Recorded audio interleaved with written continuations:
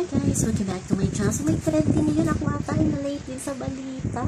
Sa live daw, nag-kiss si Jazz at si GM. Gano'n itutuloy kasi wala namang video na nakikita na nag-kiss ang dalawa. Kasi kung totoo yan na nag-kiss si GM at si Jazz, ay siguradong kakagatid niya ni Big Brother. Trending na trending kaya yan. Pag ganun tulad ng nangyari kay Loyanong at kay Andre, diba?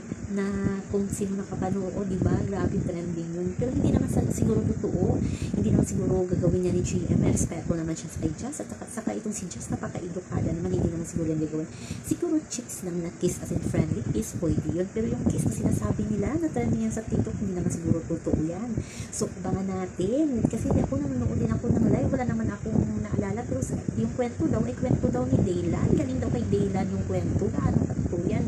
Hindi ko din mahanap ang video na sinasabi yan ni Daylan. So, abangan na lang natin. So, yun lang po guys ang ating update sa ngayon. Hanggang sa muli. Bye-bye. Always remember, huwag po tayong